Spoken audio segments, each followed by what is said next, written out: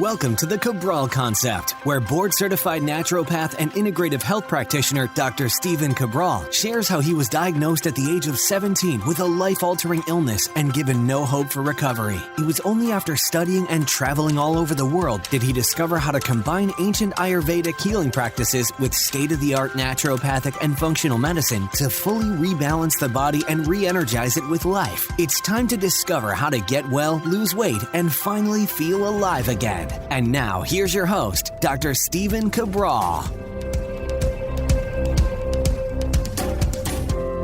Hi, everyone, and welcome back to the Cabral Concept. Great to have you here today. We are on our special weekend edition of the show. This is where I have the opportunity to answer our community's questions. I do that each and every Saturday and Sunday. Looking forward, as always, it's been over 4 years now, at least 4 years. We've answered thousands and thousands of our community's questions and really love seeing what people are going through, not because I want to see the struggle. That's certainly not it. But what I like to do is I like to be able to share with people that whatever it is that you're going through right now, there's a lot of other people out there that share that same struggle. And an even better fact than that just knowing that you're not alone in the struggle, is the fact that many people, once they find their answer, they begin to work the journey and they get well. And if they started where you were, maybe even worse, and they worked the journey, they figured out what was wrong with them, and they got well, then that means you can too. So that's a lot of what I love to share in the show. Listen, as I read these questions, I put myself in exactly your shoes. I've been in the shoes of many of the same people that write in. And because of that, I just try to have a little bit of empathy for where people are at right now. I understand the frustration. I understand the anxiety and sometimes anger. And so what I'm doing is my best to bridge the gap from where you're at, where your starting line is, and then where I know the finish line is for you. Well, how do we get there? Well, we get there with time, right? That's part of it, is that we have to understand is like when you start the race, you don't immediately finish it. There is time along the journey. And so what we need to do is say, okay, how do we speed up that process, though, as quickly as we can? And that is why I'm such a huge proponent of at-home functional medicine lab testing. There's no way I would have got well. There's absolutely no way I would have got well without functional medicine lab tests. And the reason is this. There are so many different possibilities of what to work on, what could work, what may not work, and you just can keep running around in circles. And then all of a sudden one day you test and you're like, oh, I have candida overgrowth, or I have H. pylori, or I have parasites, or I'm sensitive to avocados, like random things. You're like, oh, okay, well, there you go. That's one more thing. And so, again, you don't need to lab test. I'm not saying that, but it does help the process, that's for sure. But another thing is that it's just following blueprints that have worked. And not yet, but in about maybe 4 or 5 or 6 months from now, I'll be coming out with these mini courses. And they're going to be simply not possible to be able to see all the people in my private practice that, of course, I would love to see and the people apply. But what I can do is I can come out with these basic digestible courses where you can figure out what you need to do based on your current health-based condition. So I'm really looking forward to that. I don't even know how I got into this topic here, but as I start a podcast, there's no set of notes at all. I'm opening up actually our questions for the weekend. I'll answer somewhere between 5 and 8 questions usually per day.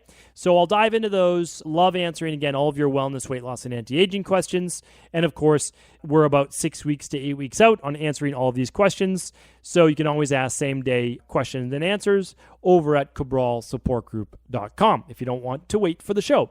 All right, first question, though, is from Stephanie. Stephanie asks, hello, I'm an IHP in level 2 and currently trying to help my mother with her gut issues. She's been on Omeprazole for years, treated conventionally a couple times with antibiotics for H. pylori, was diagnosed with esophageal, basically EGD, so she's got gastric reflux, etc. Breath tests showed she was negative after the treatment for H. pylori. She also has a hiatal hernia.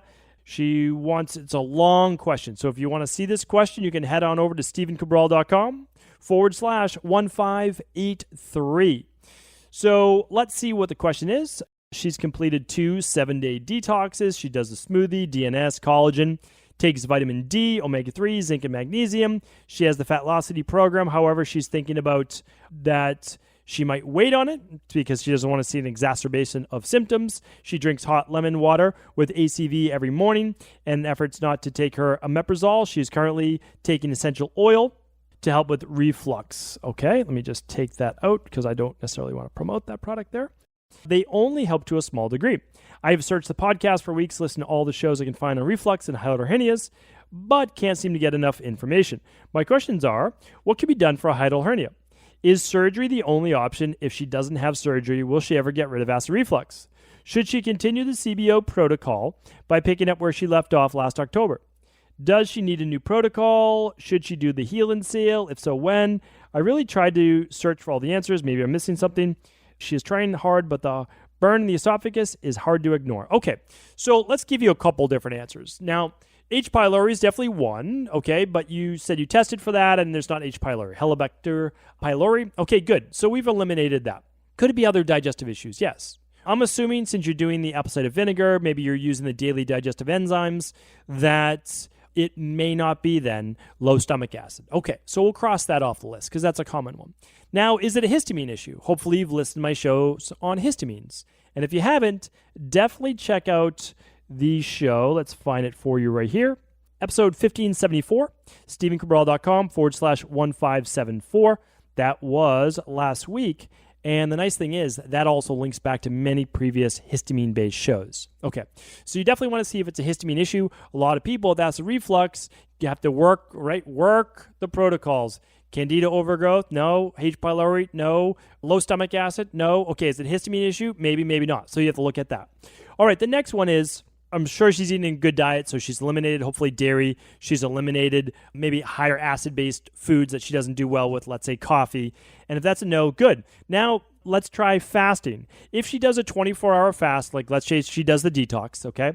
So she does the detox. Does she have acid reflux those first 2 days where she's just doing the shakes only, 4 shakes a day? If the answer is no, well, then this very well may be correctable, right? Because, so the reason people always ask, like how I work with a lot of other doctors in my practice, and they said, how are you able to create predictable results? And I tell them the same thing every time. We have a lot of data. We have a ton of data, right? Over 250,000, well over 250,000 client appointments. But it's not just that, because let's say you do 30,000 client appointments. And again, any practitioner is able to hit that after, let's say, about 15 years in practice, right? You could hit 20,000 appointments after a good 10 to 12 years in practice or so. So, anybody who's full-time and they're really, doing a lot of appointments, you could definitely hit that number. Some people, it might take 15 years, but for sure you can do it. And you'll have seen pretty much everything that you need to see at that point after you've been in practice for 10 years. But what we also want to talk about is this, is that the way that we're different is we're simply willing to tell people we're going to figure this out. Don't put a timeline on it. It might happen in 21 days. It happens all the time. But it might take 4 to 6 months because we have to work the variables. If this was your mom, I apologize. I'm already moving down my train of thought, but I believe it's your mother, Stephanie, is we just work the variables, right? Okay, proper diet, does that help? Good. How about going for a walk? How about sleeping posture with the body just a little bit elevated? Okay, we just kind of keep working the protocol. Now, what about the fasting? Does that work? And if it does, as I said, it very well could be putting food in the stomach is causing the issue. The stomach's filling up too fast. So what if we use 2 or 3 digestive enzymes? Or what if we finished out that CBO protocol? Sometimes, if people don't know what a hiatal hernia is, it's a part where the stomach actually pushes up through the diaphragm. And the diaphragm is actually a muscle. We use it to breathe. But what happens when the stomach begins to get full? Well, when it gets full of food, not just like a light smoothie, well, the stomach can expand and then it can really push through that diaphragm. So there are experts out there, okay? So you have to look up for experts in your area that actually do hiatal hernia-based massage. So you can definitely do that. And worst case scenario, you do have to have it surgically fixed. But again, the surgery is it's very straightforward, fairly benign, and that could fix everything. So again, I use the best of all forms of medicine. Surgery is definitely the last that you want to go to, but if you need it, it could definitely fix this. And then think about all the healthy things you've learned along the way. The last one I'll say is this. A lot of people get acid reflux with food or no food because of stress. So you really want to make sure that this is not a stress-based issue as well. Hopefully that was helpful. Lindsay's up next. Hello, Dr. Cabral. This is another long question. That's okay. I hope I'm not repeating the question. I did look through the archives on the topic. I would like to see what you know about MODY diabetes, MODY diabetes. I don't know if that's the exact pronunciation. I believe, Lindsay, without looking this up specifically for you, yes, I've heard about it. This is I wouldn't say it's very rare, but it's a more rare form of genetic diabetes mellitus. I believe it stands for mature onset diabetes of the young. I believe that's the MODY abbreviation. So here's the thing. Well, let's get to your full question. I've yet to get any official diagnosis. She's working on getting genetic tests to be for sure. All right. I'm assuming, and it says your hemoglobin A1C is 6 to 6.3, which just for everyone out there, it should be 5.7 at the highest or below. I've been trying many types of diets, eating patterns, fasting, supplements to experiment with their effect, but it's very difficult to get a gauge on what works. No one, even the specialists, have much info aside from what pills to take. And all right, well, let's give you your answer for this. You're basically looking, can you get rid of this? So you have to look at diabetes mellitus. So a lot of people don't believe that diabetes mellitus is an autoimmune issue. And right now it's said to be, there's basically a group saying not autoimmune diabetes mellitus. Again, this is a genetic-based occurrence, but we have to understand, a lot of people believe that it's viral-based, heavy metal-based, or something happens in order to trigger it. So there is a genetic predisposal, there's no doubt about it, and you can be tested for this gene. But you still have to activate that gene. The gene is not activated in the MODY, we'll call it diabetes, right away. So something activates it. There seems to be a tie potentially between the GI, the gut as well, in this form of diabetes as well. What I can say is this. I don't think that we need to necessarily treat it differently. And again, we're not treating, diagnosing, or curing any disease here on the podcast. What we're looking at is, and Lindsay, I get the feeling that you might have been jumping around too much on your protocols. I get it. I know where you're coming from. But whenever we're working with someone to balance healthy levels of blood sugar, we are absolutely using proven nutritional supplements as a helpful and as a helping hand. 2 to 3 capsules of glucose support with each meal. And we don't do more than 3 meals per day. You can look into the fatlossity program. That is a great program for helping to balance healthy levels of inflammation, healthy levels of blood sugar.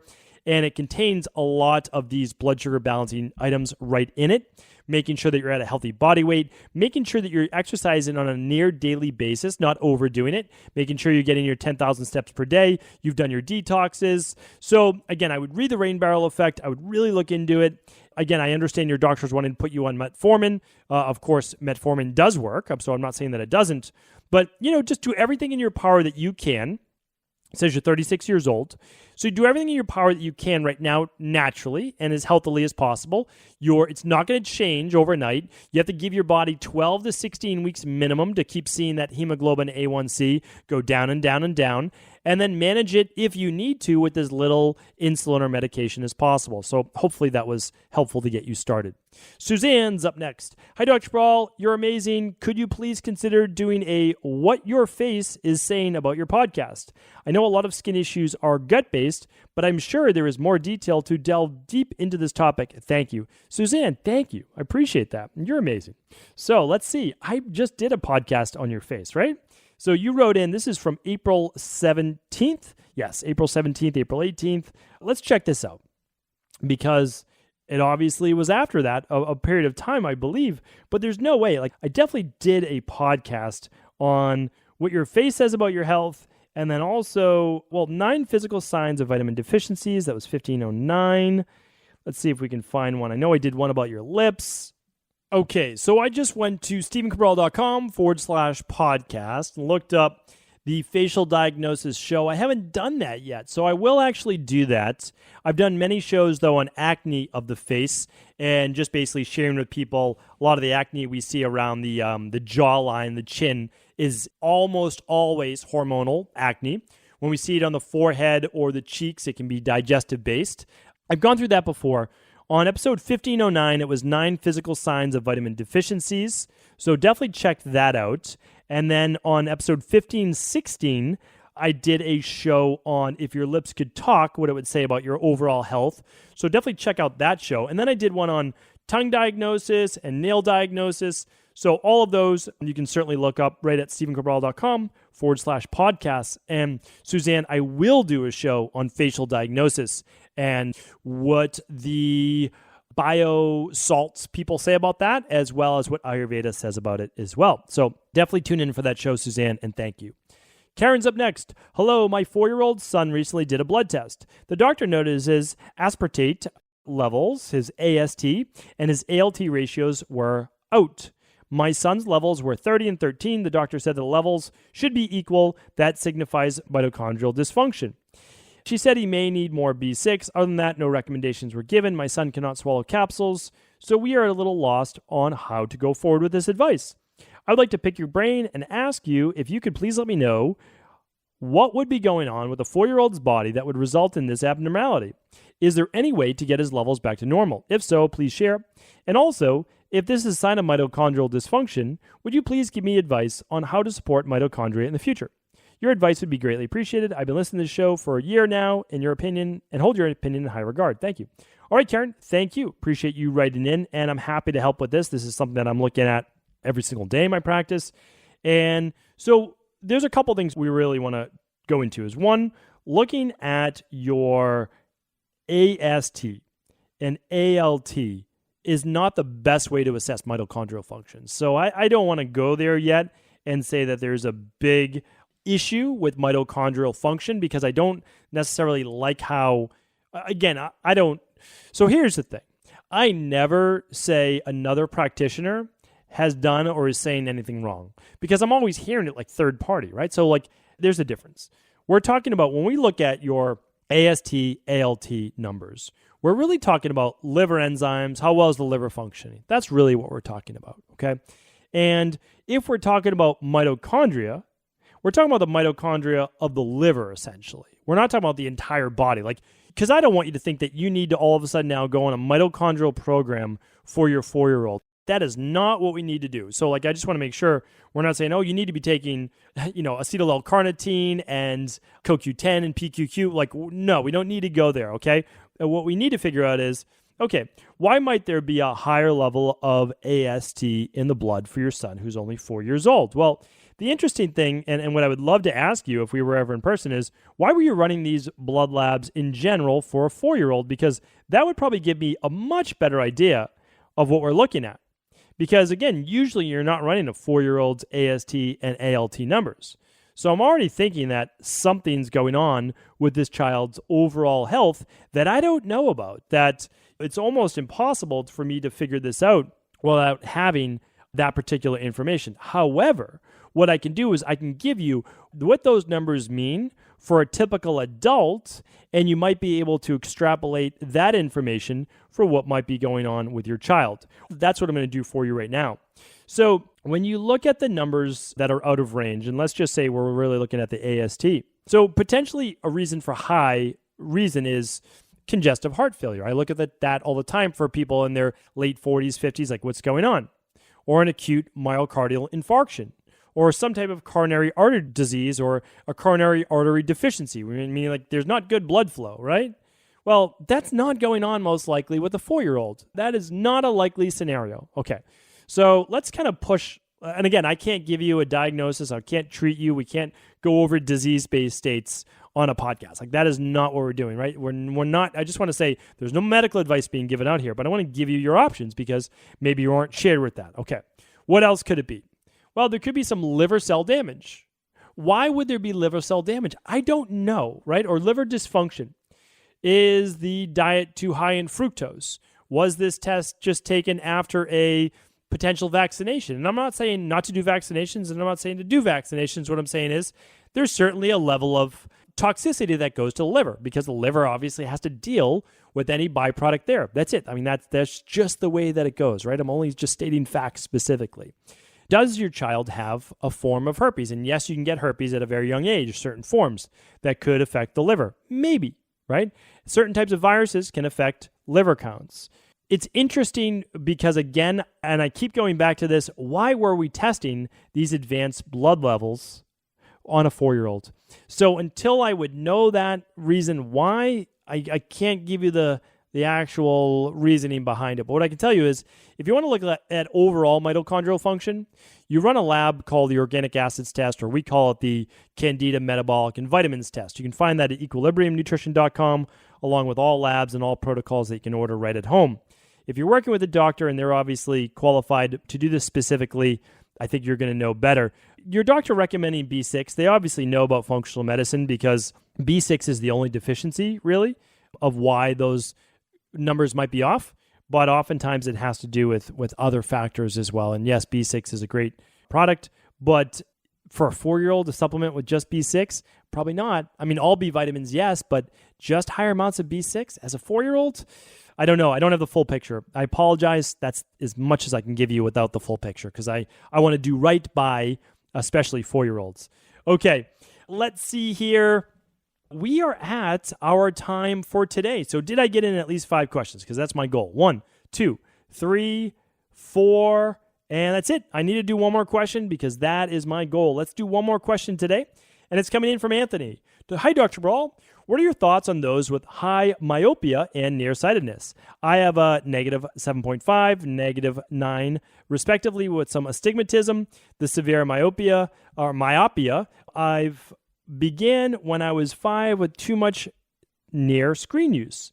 I take lutein and zeaxanthin currently and omega-3s. Besides that, is there anything else that I should or could be done?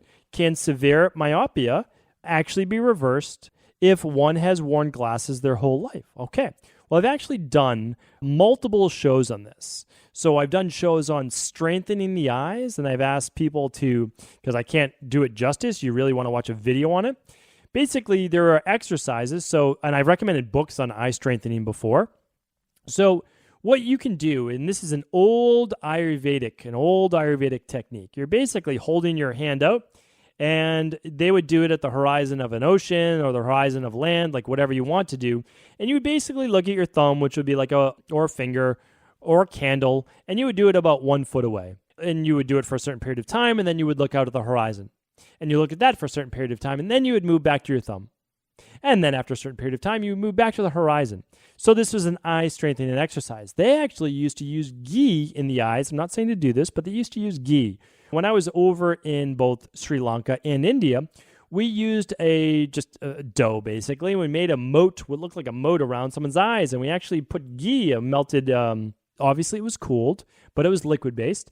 And it was all of the good fats that we can now get from omega-3s and all that great stuff, but it was in ghee, and we would actually have the person slowly open their eyes, and all of that would go into the eyes. I'm not saying to do that, but it's what they did in ancient Ayurveda, because again, they knew all of this many thousands of years ago. Now, well, there's easier ways for us to do this through nutritional supplementation because we have extracts, right? So take a good quality omega-3, the lutein, the zeaxanthin, all of that is excellent advice.